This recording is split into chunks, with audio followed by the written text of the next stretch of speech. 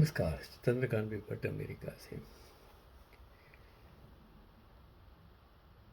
कुटुंब यानी कि घर हो, समाज हो, संस्था हो, देश हो,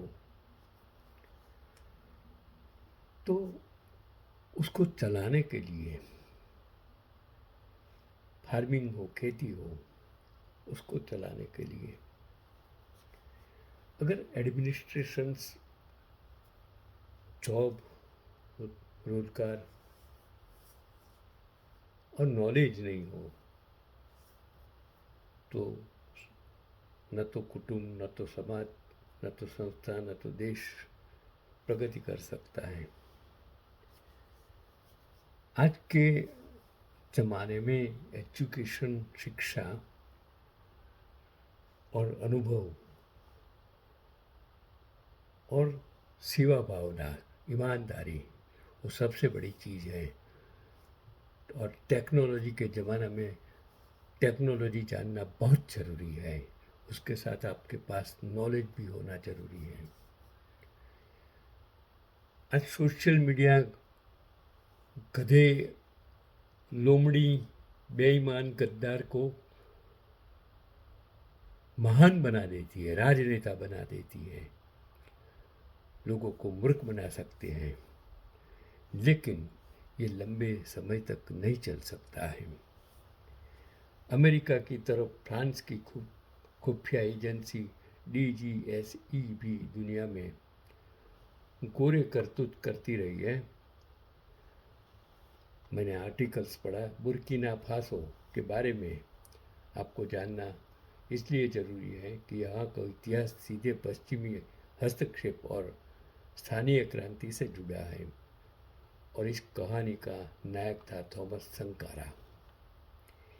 एक इंसान आता है, रिवॉल्यूशंस करके चला जाता है, दूसरा आता है, उसको ख़त्म करके चला जाता है।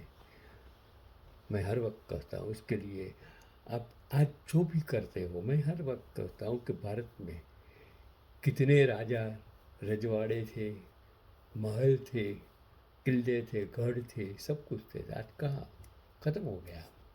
उसको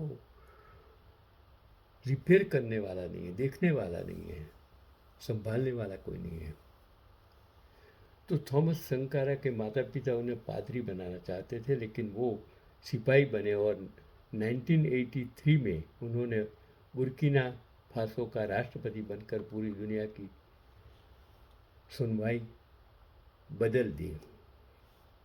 उन्होंने खनिज संपदा पर सरकारी अधिकार स्थापित किया, शिक्षा को मुफ्त और स्वास्थ्य सेवाओं को सस्ता किया, किसानों को ज़मीन दी और ज़मींदारी खत्म की, IMF और विदेशी ऋण देने से इनकार किया। और थॉमस संकारा की नीतियाँ यूरोप और फ्रांस की कंपनियों की घंटी बजा रही थी। उन्होंने महिलाओं को अधिकार दिए, सरकारी पदों में जगह दी और सामाजिक कुरीतियों के खिलाफ कदम उठाए। और उनका मानना था कि जो तुम्हें खाना खिलाता है वही तुम्हें नियंत्रित करता है। और उन्होंने दिखा दिया कि गरीब देश भी अपने संसाधनों से स्वतंत्र रह सकता है। आज करोड़ों रुपये, 2 करोड़ इंसान भारत में राजकारण में आ गए हैं। सिर्फ स्वार्थ, भक्ति, गलत इंसानों की भक्ति करके अपना स्वार्थ साधने के लिए वो राजकारणी बन गए हैं, वाहवाही कर रहे हैं। वो देश को बर्बाद करने की दिशा में आज जा रहा है। जब सत्ताधारी पक्ष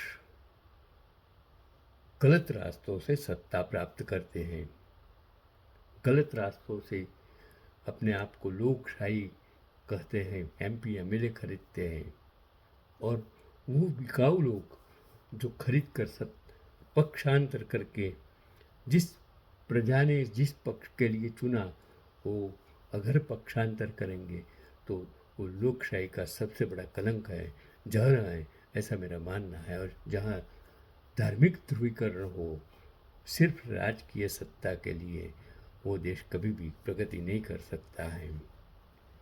1987 में उनके सबसे करीबी साथी ब्लेइजे, BLAISE COMPAORE ने उनका तख्ता पलट किया और उनकी हत्या कर दी, जैसे इंदिरा गांधी और राजीव गांधी का हुआ, उनकी हत्या कर दी गई। आरोप फ्रांस पर लगे क्योंकि COMPAORE ने तुरंत थॉमस संकारा की वेलफेयर स्टेट नीतियों को पलट दिया और विदेशी कंपनियों को खनिज लूटने का ठेका दे दिया। आज जो भारत में जितनी सरकारी संस्थाएं बनाई थी जस्ट टू कंट्रोल बाजार, वो सरकारी संस्थाओं आज धीरे धीरे इस दशक में उसको लोगों के हाथ बेच दी गई, धनपतियों के साथ बेच दी गई मुफ्त के भाव में। तो आज भी थॉमस संकारा उस नेता की मिसाल है जिसने गरीबी, विदेशी नियंत्रण और भ्रष्टाचार के खिलाफ पूरी ताकत से लड़ाई लड़ी, और उनका जीवन बताता है कि सत्ता का असली मापदंड संपत्ति नहीं, हिम्मत और नैतिकता है।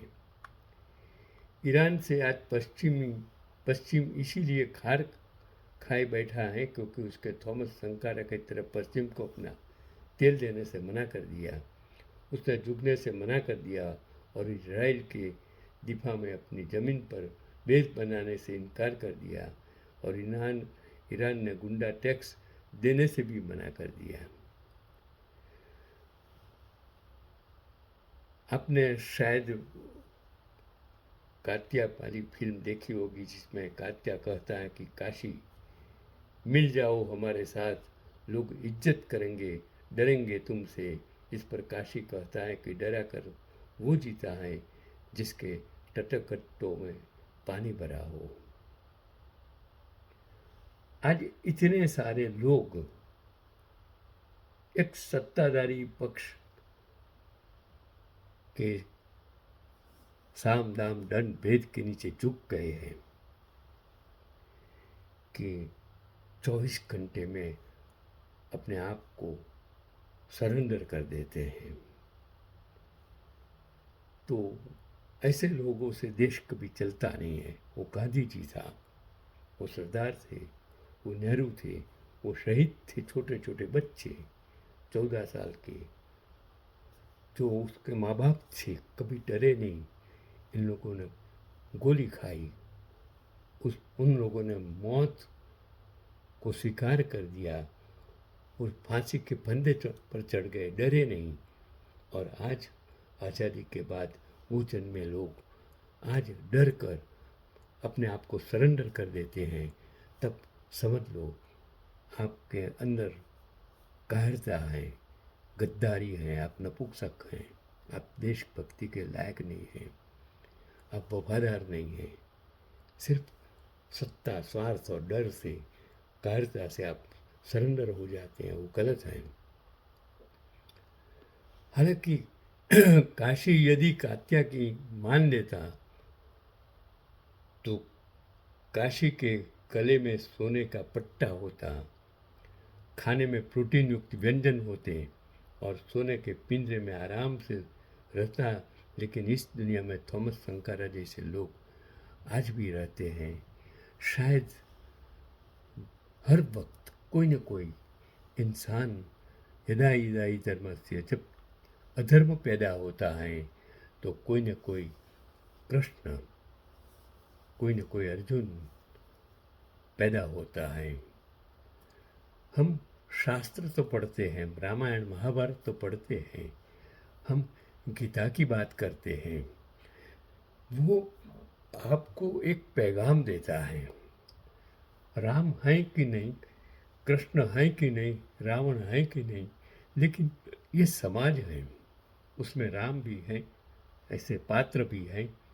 हर घर रामायण और महाभारत का, हर कुटुंब में, हर घर में, हर समाज में, हर संस्थाओं में, हर देश में रामायण और महाभारत तो हैं। राम भी हैं, रावण भी हैं, कृष्ण भी हैं, अर्जुन भी हैं, कौरव भी हैं, पांडव भी हैं। हम देख नहीं सकते हैं, हम उनसे सीखते नहीं, हम सीखना चाहते नहीं हैं, क्योंकि हमारी सोच ही ऐसी नहीं है। कहीं हमने शिक्षा को प्राधान्य नहीं दिया है। आज भी हम धर्म के नाम जो नौटंकी करते हैं।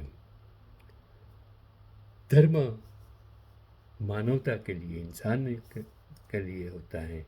उसकी बजाय हमने धर्म को जो बड़े बड़े मंदिरों में, मस्जिदों में हमने, हाँ, गुरुद्वारा बनाए। गुरुद्वारा में कभी भगवान की पूजा नहीं, व्यक्ति की पूजा नहीं थे, ग्रंथ की पूजा होती है। वो जलाराम मंदिर, उसमें जलाराम की पूजा नहीं होती है। वहाँ सिर्फ खाना दिया जाता है। इसीलिए लंगर, गुरुद्वारा में लंगर, सब समान, करीब हो तवंगर, सब सेवा करते हैं। वहाँ कोई, अब मैं इसके लिए कहता हूँ कि अगर वहाँ जो सांप्रदायिक सद्भावना है, जो गरीब और अमीर की कोई खाई नहीं है, और सेवा, सच में सेवा का आदर्श भावना है, उसे उस धर्म कहते हैं। धर्म में कभी व्यक्ति पूजा होती नहीं, पत्थरों की पूजा नहीं हुई, मूर्ति पूजा नहीं होती है। धर्म में हम सिर्फ शिवलिंग की पूजा करते हैं। वो निराकार है, भगवान निराकार है। इसके लिए मूर्ति पूजा, व्यक्ति पूजा कभी भी कोई भी धर्म में आदर्श नहीं है। धर्म सिर्फ सिर्फ सिर्फ तो हिंदू बनेगा, मुसलमान बनेगा, ना मुसलमान बनेगा, इंसान की औलाद से इंसान बनेगा। वो कहा है ने कि जब सागर ही आग लगाए तो उसे कौन बजाए। जब राजकारणी लोग, धार्मिक लोग ही वो सागर में आग लगाते हैं तो कौन बुझा सकते हैं? कोई बुझा नहीं सकते हैं। सिर्फ आपकी सोच आपको उस पर बचा सकती है। यही आज का पैगाम।